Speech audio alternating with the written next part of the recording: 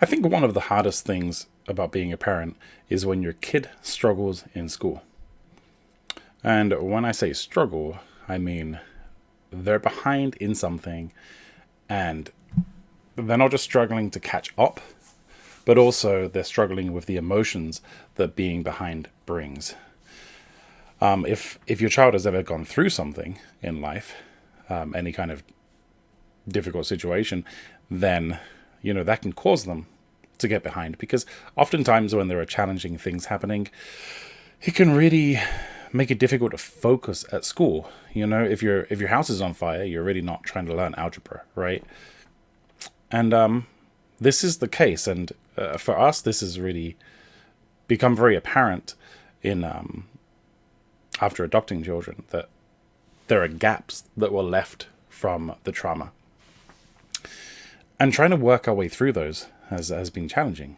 Sometimes as a parent, it's really frustrating that your kid doesn't seem to know things that you would just expect them to know, like the days of the week, the months of the year. Maybe they're not as good at reading as you'd expect them to be, or their spelling isn't good. And the most challenging thing in this kind of situation, over prolonged trauma, is that you don't know what they don't know. And most of us aren't teachers. We're not professionals. So, we're kind of just running blind. And so we've developed a lot of strategies in dealing with this kind of thing. And I think this is just worth mentioning. This is just going to be a short video discussing this. And, if you have any tips, feel free to leave them in the comments below. I'd love to hear from other parents that go through this kind of thing. And if you get some value from this video, please go ahead and like it. But on to what I think works. So you got to kind of put yourself in your kids' shoes. They're at school, they're around their peers, and the teacher asks a question and they don't know the answer. And maybe the teacher calls upon them and, they don't know the answer, so they don't give an answer. How do they feel? They feel stupid. They feel like they just don't know and they should know. And oftentimes kids don't understand the trauma that they've been through, right? So they don't blame that. They just think they're not that smart. And the truth is that most kids are smart enough to be able to get through school. So they don't feel so smart there. And, they go to do math, and maybe they're doing multiplication, but they never learned their math facts. Maybe they don't know what 6 times 6 is. And where every other kid knows their math facts, and they're, 6 times 6, 36, 8 times 8, 64. For the kids that don't know, they're sitting there and they're writing out 6 plus 6 plus 6 plus 6 plus 6 plus 6. 1, 2, 3, 4, 5, 6, 7, 8, 9, 10, 11, 12.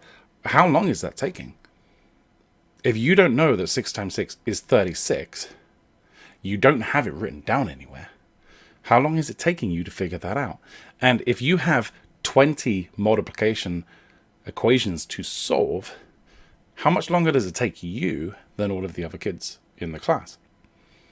And then when you get to the end of the allotted time, and everyone else has completed what they're doing, and you've only completed 2 or 3 of them, and maybe one of them's wrong, how do you feel then? You really feel as though you're not succeeding. The problem is that it's a spiraling. It's like a spiraling. It's spiraling depression. I think. I think when kids do this, they lose all faith in themselves, and so it's really, you've really got to identify what they're missing. Like, what is the core of what they're missing? And I can't speak to all children. I have children in different grades, but I will say that spelling words, math facts, things that you have to memorize, they might need help. And it's fairly easy to take, a multiplication table and test your kid. And I do that. So one of my strategies is that I will randomly ask one of the kids, what is 4 times 6? I'll give them 5 seconds to answer me. And if they can't answer me in 5 seconds, I will tickle them. kind of a stupid thing, right? But it makes it fun. There's no real consequence to them not getting it.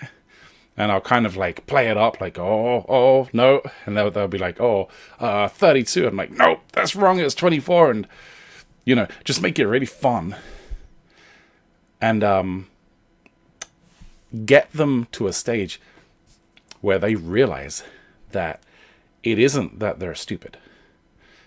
It's just that they never learned, right? You've got to help them understand that you didn't learn because when you were supposed to learn, this was happening.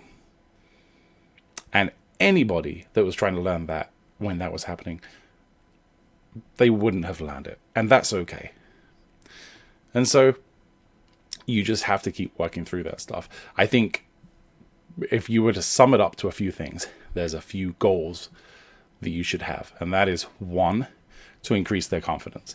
Make them believe that they can do it. And that might involve holding them to it, because when a kid feels stupid and feels like they can't do something and they just feel like stuff is hard, they don't have any drive to get through it.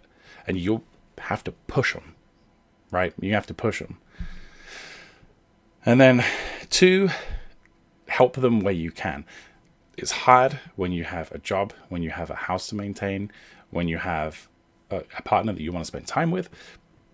But if you can find 5 minutes in the day to help them with their math facts or to quiz them on spelling,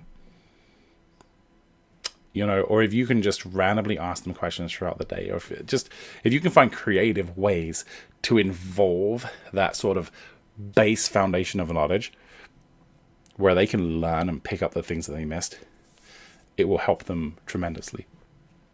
That's my opinion. And that's been helping a lot. And I'll get into other things about trauma, like behavior and stuff like that, but that's what this video is about. So if you liked this, please give it a like. And if you have any opinions on what my methods are, or if you have any different ideas, feel free to leave a comment. I'd really love to know about it. Thanks. Till next time.